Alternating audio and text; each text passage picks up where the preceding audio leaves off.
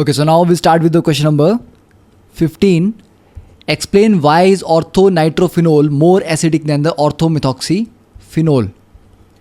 देखिए ऑर्थोनाइट्रोफिनोल में हमारे पास एक विड्रॉइंग ग्रुप है, इलेक्ट्रॉन विड्रॉइंग ग्रुप नाइट्रो, और आपने ऑलरेडी पढ़ा होगा कि electron withdrawing group increase acidity. ऐसा क्यों होता है? क्योंकि जब ये ऑर्थोनाइट्रोफिनोल एसिड की तरह काम करेगा और H पॉजिटिव लूज़ करेगा, तब H पॉजिटिव के बाहर जाने के बाद क्या होगा? ऑक्सीजन पे नेगेटिव चार्ज आएगा. अब ये नेगेटिव चार्ज जितना ज़्यादा डीलोकलाइज होगा मॉलिक्यूल के ऊपर, जितने इजीली स्प्रेड हो जाएगा, उतना ही ये फाइनल स्ट्रक्चर स्टेबल होगा. तो ये नेगेटिव चार्ज रेजोनेंस के थ्रू तो डीलोकलाइज हो ही रहा है, बट अब जैसे ये नीचे आएगा तो ये डबल बॉन्ड यहाँ शिफ्ट होगा. तो नेक्स्ट रेजोनेटिंग स्ट्रक्चर्स आपका जो बनेगा उसमें ऑर्थो पोजीशन पे नेगेटिव चार्ज आ जाएगा. फिर उसके बाद नेक्स्ट रेजोनेटिंग स्ट्रक्चर आप ड्रॉ करेंगे तो ये पैरा पोजीशन पे चला जाएगा. उसके बाद ये दूसरी तरफ ऑर्थो पोजीशन पे चला जाएगा. वहाँ पर जब ये नेगेटिव चार्ज होगा तो NO2 ग्रुप उसको फर्दर विड्रॉ करके और स्प्रेड करने में, डीलोकलाइज करने में हेल्प करेगा. ओके, तो आप बोल सकते हो कि NO2 group delocalizes the negative charge on the conjugate base. कि conjugate base जो आपका बनता है उस पे जो नेगेटिव चार्ज है उसको ये स्टेबलाइज करता है डीलोकलाइज करके, और इसीलिए ये जो आपका कॉन्जुगेट बेस है ये स्टेबल होगा, और स्टेबल है इसीलिए ये जल्दी बनेगा. जल्दी बनेगा तो एसिड वाला रिएक्शन या ऑर्थोनाइट्रोफिनोल की एसिडिटी भी ज़्यादा होगी. अब सेकंड केस देखते हैं कि ऑर्थोमिथॉक्सीफिनोल. मिथॉक्सी एक इलेक्ट्रॉन डोनेटिंग ग्रुप है. तो डोनेटिंग ग्रुप की वजह से क्या प्रॉब्लम होती है कि जब आपकी ऑर्थो पोजीशन पे नेगेटिव चार्ज आएगा, देखिए जब इस पोजीशन पे नेगेटिव चार्ज आ जाएगा और यहाँ पर एक ग्रुप लगा है मिथॉक्सी, तो ऑलरेडी इस कार्बन पे नेगेटिव चार्ज है और दूसरे कार्बन के थ्रू आप एक्स्ट्रा या ग्रुप के थ्रू एक्स्ट्रा इलेक्ट्रॉन उसमें ट्रांसफ़र कर रहे हो, तो क्या होगा? वहाँ पर इलेक्ट्रॉन डेंसिटी बढ़ जाएगी, जिससे रिपल्शन होगी और डिस्टेबलाइज होगा. तो जब भी किसी पोजीशन पे नेगेटिव चार्ज आता है उसको हम आगे डीलोकलाइज कर सकते हैं विड्रॉइंग ग्रुप्स के थ्रू. तो आप लिखेंगे कि OCH3 group is a +M group. ठीक है, और नाइट्रो कैसा है? -M. दैट इज कि मेसोमेरिक इफेक्ट से ये OCH3 डोनेट करता है और NO2 विड्रॉ करता है. तो it's a +M group and electron donating groups decrease acidity. क्यों डिक्रीज करेंगे? क्योंकि जो कॉन्जुगेट बेस पे नेगेटिव चार्ज होगा उसको वो डीलोकलाइज करने की बजाय और ज़्यादा कंसंट्रेट कर देंगे, और जैसे ही चार्ज कंसंट्रेट होता है सिस्टम अनस्टेबल हो जाता है. अब देखिए next question number 16. Explain how does the OH group attach to a carbon of benzene ring activated towards electrophilic substitution. देखिए बेंजीन के ऊपर अब जब हमने एक OH ग्रुप लगा दिया है, अब OH ग्रुप के लगाने से क्या होता है कि ऑक्सीजन पे जो दो लोन पेयर हैं ये यहाँ पर +M ग्रुप की तरह काम करेगा, इलेक्ट्रॉन डोनेटिंग ग्रुप है ये. तो अब जब इसके आप रेजोनेटिंग स्ट्रक्चर्स ड्रॉ करोगे तो ऑक्सीजन से जो लोन पेयर चलेगा, देखिए ये पाई बॉन्ड यहाँ शिफ्ट कर जाएगा ऑर्थो पोजीशन पे, एक बार नेगेटिव चार्ज आ जाएगा. उसके बाद ये नेगेटिव चार्ज कहाँ जंप करेगा? ये नेगेटिव चार्ज इस पोजीशन पे जंप करेगा और ये जो डबल बॉन्ड है ये इस कार्बन पे आ जाएगा. तो पैरा पोजीशन पे अब चार्ज चला गया है. उसके बाद फर्दर एक और डीलोकलाइजेशन होगी, ये नेगेटिव चार्ज यहाँ जंप करेगा, ये डबल बॉन्ड इस कार्बन पे आ जाएगा.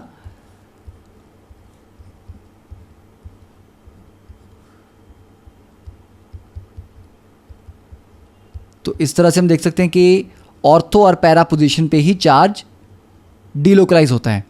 तो this electron donating mesomeric effect, ये जो OH का इलेक्ट्रॉन डोनेटिंग मेसोमेरिक इफेक्ट है, makes benzene more electron rich, क्योंकि OH की तरफ से इलेक्ट्रॉन आ रहे हैं तो बेंजीन पे इलेक्ट्रॉन डेंसिटी ज़्यादा हो जाएगी, इलेक्ट्रॉन रिच हो जाएगा। Hence electrophiles will be attracted more easily and ring is activated towards SCAR।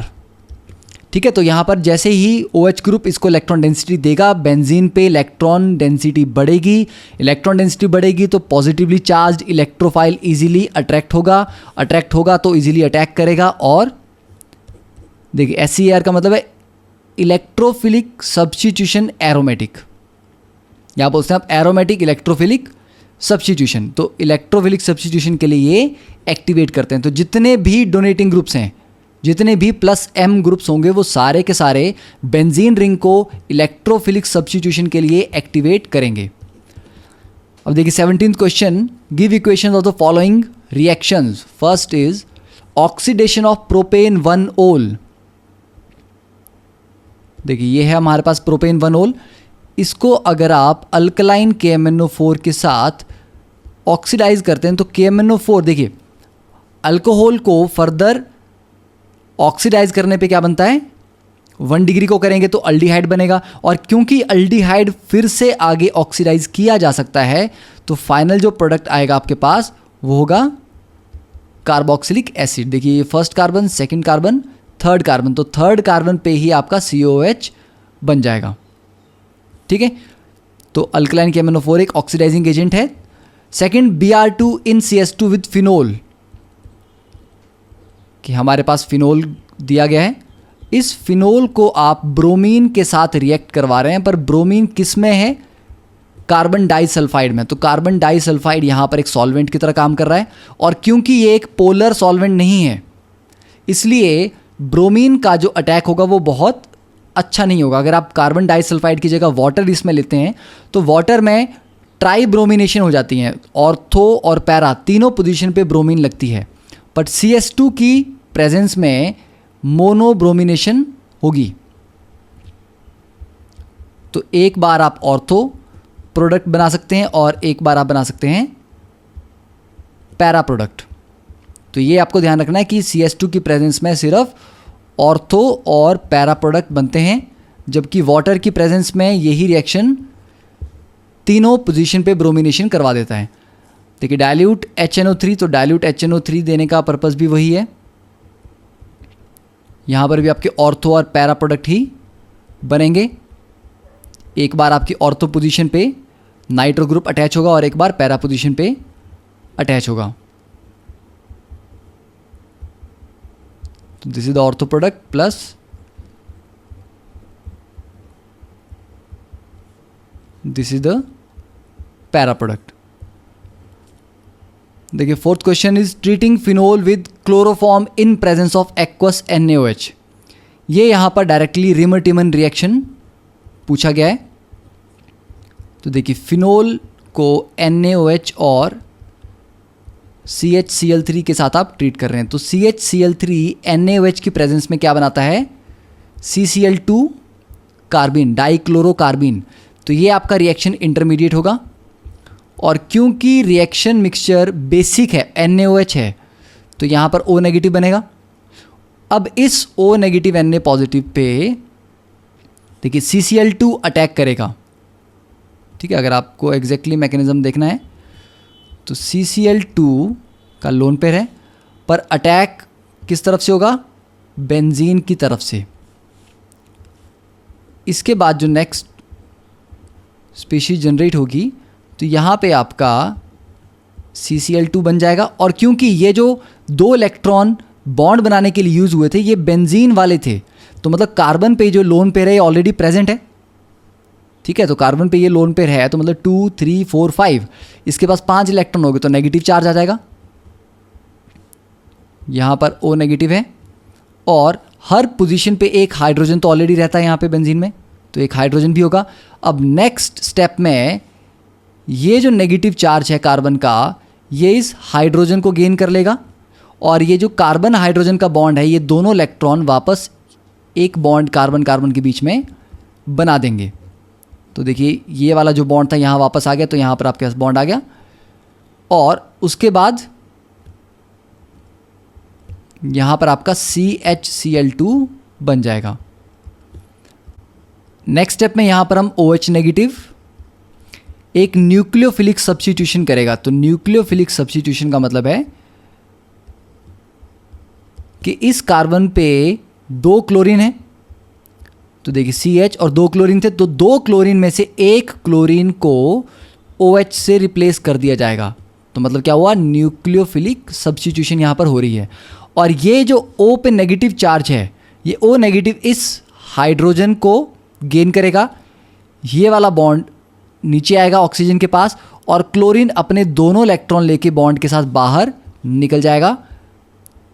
तब आप अगर फाइनल प्रोडक्ट देखेंगे तो दैट इज़ यहाँ पर OH आ गया आपके पास वापस, और यहाँ पर CH double bond O, that is the product.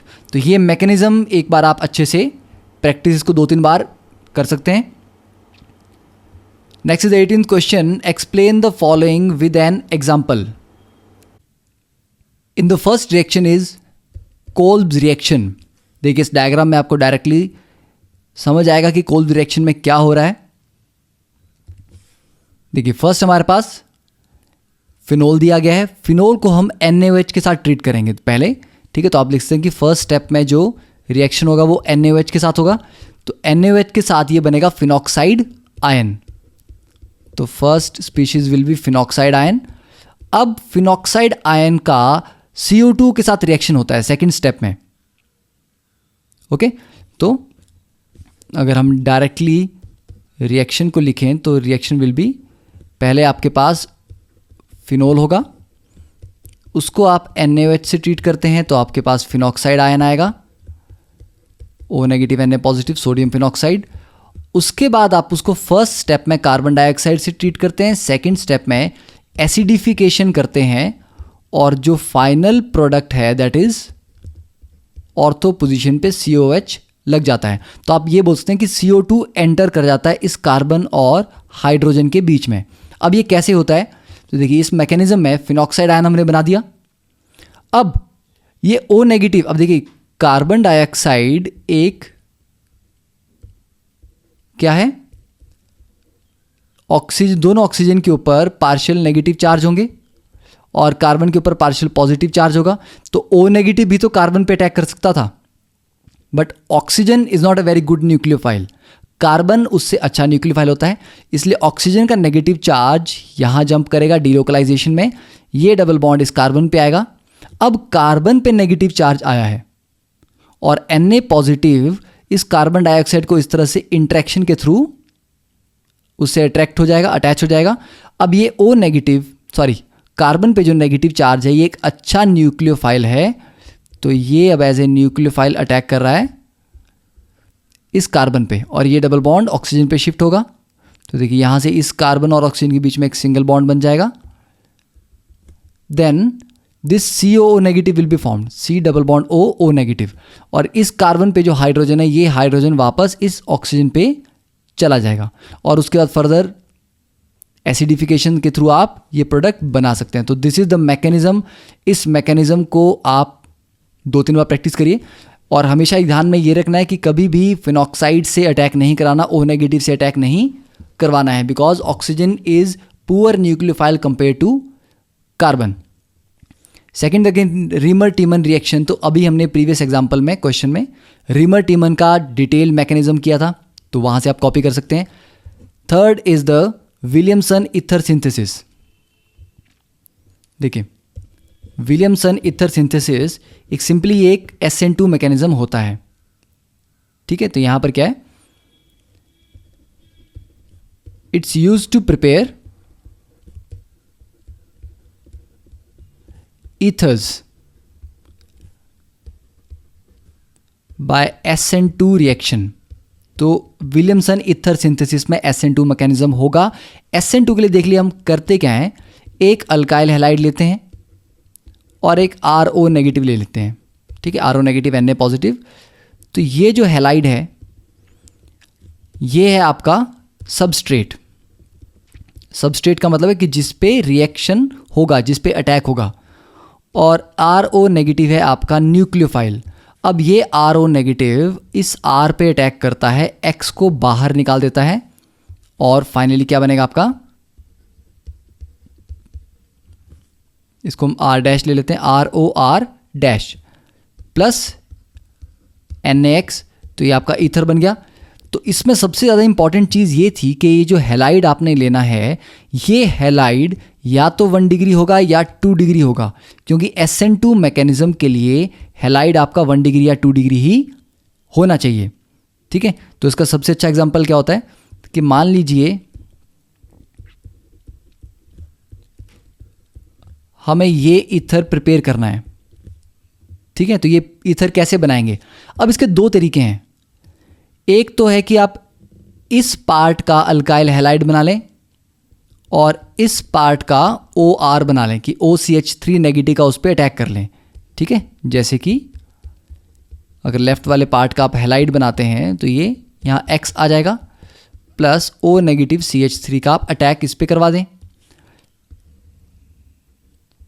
But क्या ये अटैक होगा, नहीं। क्यों, क्योंकि ये एक 3 डिग्री हैलाइड है और 3 डिग्री हैलाइड में कार्बन के चारों तरफ बड़े बड़े ग्रुप्स लगे हैं, जिसकी वजह से इस OCH3 नेगेटिव को बैक साइड अटैक करने का चांस नहीं मिलेगा, ठीक है। दूसरा मेथड क्या है, आप इसको OR नेगेटिव ले लें और सिर्फ CH3 वाले को हैलाइड लें, ठीक है, जिसमें आप लिख सकते हैं मैकेनिज्म के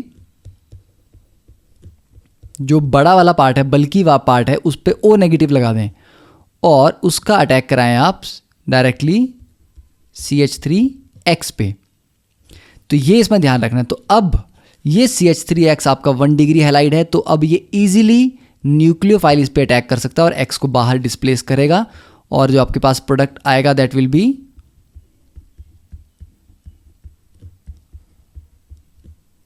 दिस मॉलिक्यूल। तो ये आपने हमेशा ध्यान में रखना है कि विलियमसन ईथर सिंथेसिस में SN2 अटैक होता है एल्कोक्साइड आयन का।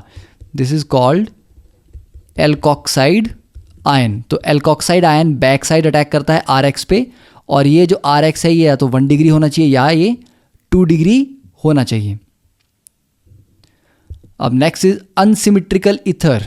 तो देखिए अनसिमेट्रिकल ईथर बनाने के लिए आप क्या कर सकते हैं, यही आप यूज़ करेंगे। अभी जो हमने प्रिपेयर किया है ये एक अनसिमेट्रिकल ईथर ही तो है, क्योंकि ऑक्सीजन के लेफ्ट साइड में जो लगा है ग्रुप और राइट साइड में दोनों डिफरेंट है। तो विलियमसन ईथर सिंथेसिस को ही आप अनसिमेट्रिकल या सिमेट्रिकल ईथर बनाने के लिए यूज़ कर सकते हैं।